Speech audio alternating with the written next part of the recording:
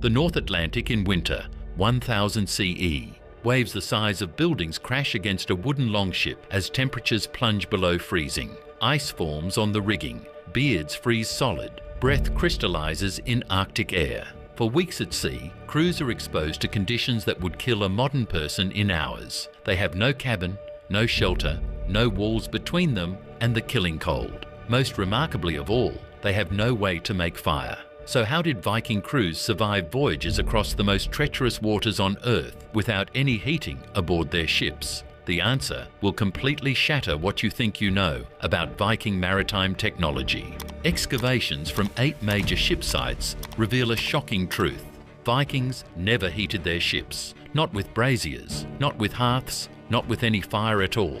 This wasn't primitive ignorance. It was calculated engineering that prioritized safety over comfort, using strategies so effective they enabled the conquest of nations and the discovery of continents. The story begins with a fundamental maritime reality that Hollywood gets completely wrong. Fire and wooden ships are mortal enemies. When you're sailing in a vessel made entirely of pine, oak, and tarred rope, a single spark doesn't just risk warmth, it risks everything. But how do we know Vikings actually sailed without fire? The answer comes from the ships themselves, preserved for 1,000 years, waiting to tell their story. The most complete evidence emerges from Roskilde Fjord, where the famous Skuldelev ships lay hidden for nearly a millennium. These 5 Viking vessels, warships, cargo nars, and fishing boats dating from 1000 to 1070 CE were exhaustively excavated by the Viking Ship Museum. Teams recovered water barrels, tool chests, ballast stones, even traces of preserved food. But here's what made researchers double-check their findings. Across all 5 vessels, representing different ship types and functions, not a single heating device. No brazier, no hearth, nothing. This absence continues at every major Viking ship discovery. The Oseberg ship from 834 CE contained elaborate cooking vessels, but these were burial goods for the afterlife, never used at sea. The Gokstad ship from 890 CE featured massive water storage systems, yet 0 cooking facilities. Even the recent Gellestad excavation of 2020 to 2021, using ground-penetrating radar and modern scanning techniques, found no cooking or heating apparatus. The sagas confirm this pattern. Norwegian legal texts, preserved in the Gragas law codes, mandated 3 daily shore trips for ship's cooks, 1 for water collection and 2 for meal preparation. The Erbygja saga describes drawing lots for who was to prepare food on the ship. But this refers to shore-based preparation, not shipboard cooking. So Vikings definitely didn't use fire at sea. But why accept such brutal cold rather than risk even a controlled flame? The answer lies in the terrifying reality of wooden ship fires. Viking vessels used clinker-built construction, overlapping planks sealed with tar, gaps stuffed with animal hair and wool, rigging waterproofed with pine pitch. The sail itself, densely woven wool treated with animal fat for water resistance, was essentially a massive torch waiting for ignition. But the real danger was the completely open design. Unlike later vessels with enclosed decks, Viking ships were enormous open boats. No bulkheads, no fire breaks, no way to contain a blaze. Maritime archaeology studies indicate a fire in such conditions could consume an entire vessel in under 4 minutes. Ship construction made onboard fires extremely dangerous. Every surface contained highly flammable materials. Physical remains from all major excavations shows no fire-resistant installations, metal hearths, or protective systems that would enable safe shipboard heating. For Vikings, fire meant certain destruction. If Vikings couldn't use fire, trapped on frozen seas for weeks without heat, how did they possibly survive? The answer required reimagining warmth itself.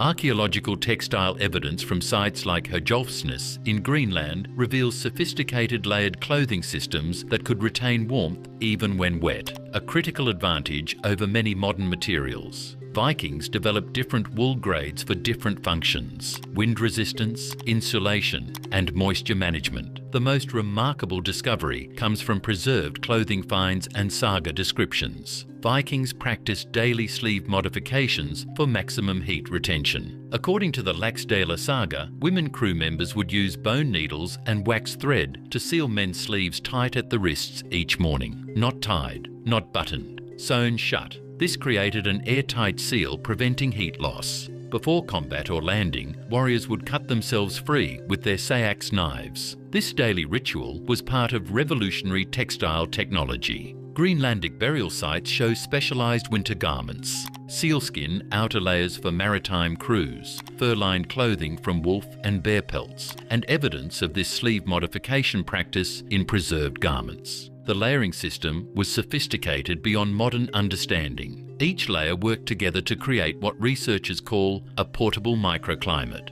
But even this advanced clothing couldn't preserve body heat during the long hours of sleep. That's when Vikings deployed their most ingenious innovation. Forget Hollywood's image of Vikings wrapped in individual furs. The reality was far more intimate and effective.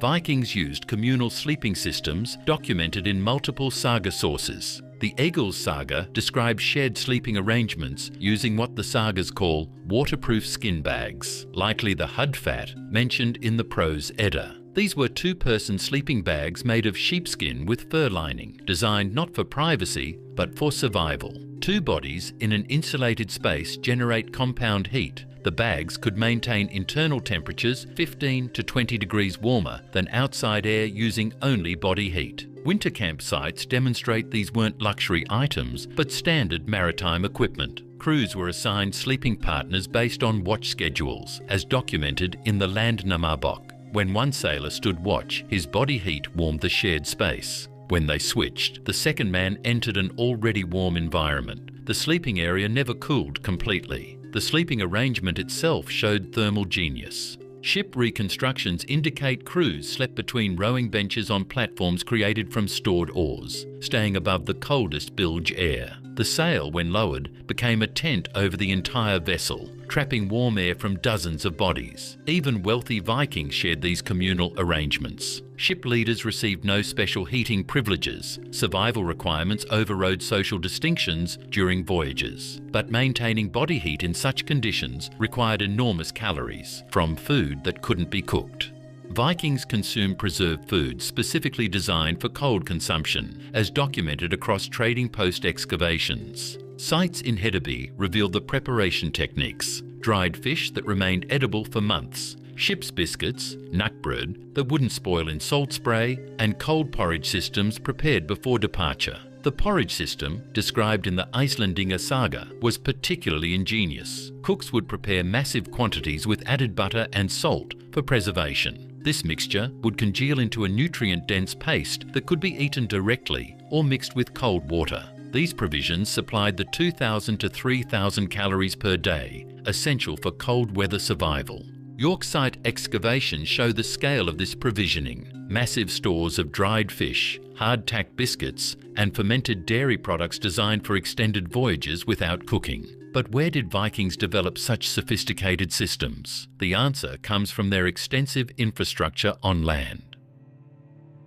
Vikings weren't actually at sea continuously. Recent coastal surveys have uncovered extensive harbour networks for regular shore stops. Over 200 documented sites from Norway to Newfoundland, documented by the Viking Ship Museum's Coastal Archaeology Project. The scale of these operations only became clear with modern excavations. Research at Torksey, England, by the Universities of Sheffield and York, 2009 to 2017, revealed what these bases actually were. A winter camp spanning 55 plus hectares with proper hearth systems, workshops and family accommodations. These heating stations supported entire fleet operations through proper warming and food preparation impossible at sea. On land, Vikings possessed complex cooking technology that archaeological evidence shows never transferred to ships. These digs uncover riveted iron pots with integrated tripod systems, specialized suspension chains for hearth cooking, and soapstone vessels with superior thermal properties. These systems functioned exclusively during beached operations. Viking longhouse designs from sites like Borg in the Lofoten Islands demonstrate advanced understanding of airflow patterns, smoke evacuation, and efficient central hearth placement. Yet these innovations never appeared in shipboard applications due to fundamental safety constraints.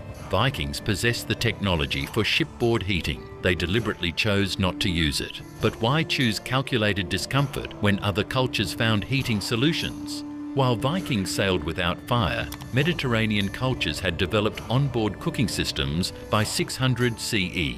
Roman naval archaeology reveals ships with bronze braziers and specialized charcoal stoves. Byzantine vessels included dedicated galley areas with chimney systems and proper ventilation, all documented through underwater excavations in the Mediterranean.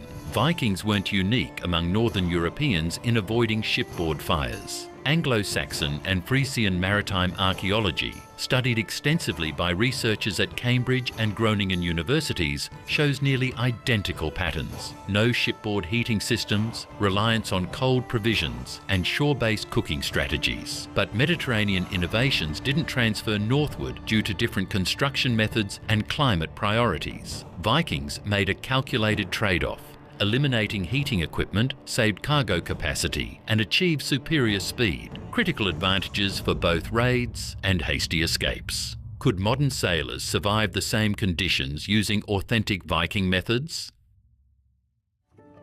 Modern experimental archaeology confirms Viking techniques work. The 2007 Sea Stallion voyage from Roskilde to Dublin using an authentic Skuld reconstruction proved that properly equipped crews using historical methods can survive extended cold water sailing without any heating systems. The expedition, documented by the Viking Ship Museum, demonstrated that shared sleeping arrangements, communal clothing maintenance, and coordinated watch rotations were absolutely critical for cold weather survival. The combination of appropriate wool clothing, social warming techniques, and weather management kept crew core body temperatures in safe ranges even during North Sea crossings in challenging conditions. But the physical systems required psychological support strategies that proved equally important for survival.